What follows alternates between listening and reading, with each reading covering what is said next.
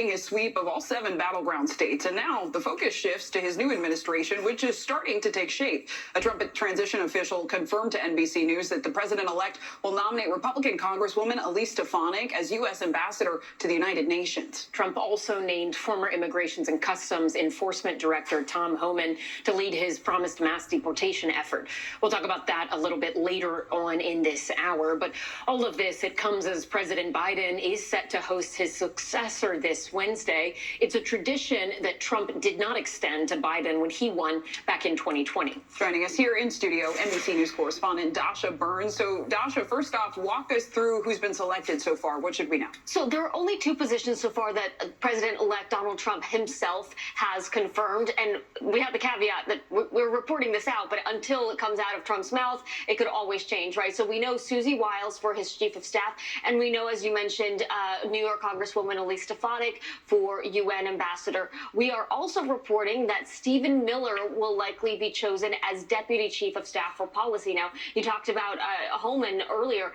Stephen Miller is another one of those hardline immigration policy folks in the Trump circle who is very much going to push his agenda on mass deportations. He's been the architect behind the scenes of how Trump potentially is going to execute this. So this says a lot about his day one priorities, guys. You mentioned Susie Wiles, and I remember when Trump brought her up on the stage as the results were coming in and talked about her specifically, and I remembered her name because her daughter actually worked in the Trump administration last cycle, but if I'm not mistaken, was a part of a group of people who had difficulty getting security clearance necessary to work at the White House, and they either resigned or left. In terms of vetting this time around, do we know how that process is taking place? Do they know differently, I guess, the requirements this time, where we might not see a repeat of what happened last time, where you had all these people taking office who then weren't able to pass the government clearance? Well, look, President-elect Trump is not a newbie in Washington this time around. He knows how things work, and he knows and has the people that he wants around him who can also circumvent some of the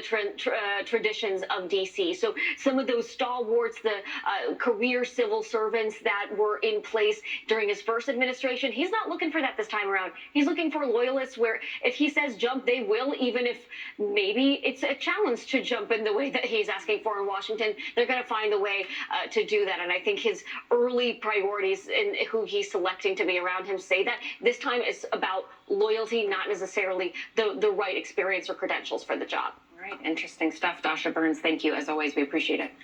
Let's turn now to breaking news we are following out of Delphi, Indiana. A jury has found Richard Allen guilty of murdering 2 teenage girls. Allen was charged in the 2017 deaths of 13-year-old Abigail Williams and 14-year-old Libby German. Their bodies were found near a bridge a day after they'd gone missing after going out for a hike. Let's bring in NBC News correspondent Adrian Brada. She has been following this trial closely for us. Adrian, just walk us through what the jury, what we know about what happened inside of that room as the jury spent so much time deliberating this.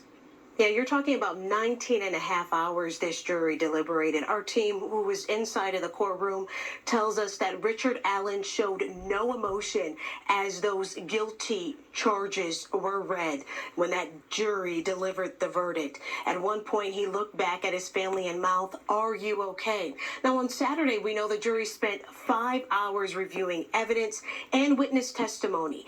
Keep in mind, there were 17 days of testimony, 64 witnesses, and dozens of audio clips and video played for the jury, including Allen, in his own words, telling his wife, in part, quote, "I did it. I killed Abby and Libby." The defense challenged the reliability and the timing of those confessions, arguing Allen was held in solitary confinement for 13 months, which they say impacted his mental health. The defense told jurors Allen was suffering from psychosis after he was held so long. The defense also argued there was no DNA evidence connecting Allen to that scene. But just moments ago, in the last hour, this jury, siding with the prosecution, finding Richard Allen guilty on all 4 murder charges. He will be sentenced next month and could face up to 130 years in prison. But after 7 years tonight, a bit of closure and justice for the families of these 2 young girls and that town. Is in Clay and Ellison? Yeah, Adrian Broaddus, thanks so much. It's time now for today's CNBC Money Minute. Venom, the movie, sinks its teeth into the weekend box office. And toy maker Mattel is apologizing for a really, really unfortunate typo. CNBC's Kate Rogers joins us now. Hi, Kate. Hi, Zinkley and Ellison. Venom: The Last Dance won the box office for a third straight weekend, collecting another $16.2 million in ticket sales domestically, according to studio estimates. The Marvel blockbuster hasn't faced a lot of competition this fall and easily fended off the debut of A24's horror thriller Heretic and feel-good holiday movie The Best Christmas Pageant Ever. Apple is now selling repair parts for the iPhone 16 and 16 Pro at its self-service repair store. They have replacements for common breaks, including cameras, batteries, and back glass. Apple has been shifting to easier repairs since it opened the self-service store in 2022. Now, before that, repairs were restricted to authorized technicians. And Mattel facing some backlash after printing an address of an adult content site on the packaging of their dolls supporting the new Wicked film. From our sister company, Universal Pictures. The actual site was meant to bring readers to promotional material about the movie. Mattel said they deeply regret the unfortunate error and advised parents to obscure or throw out that packaging. Back over to you.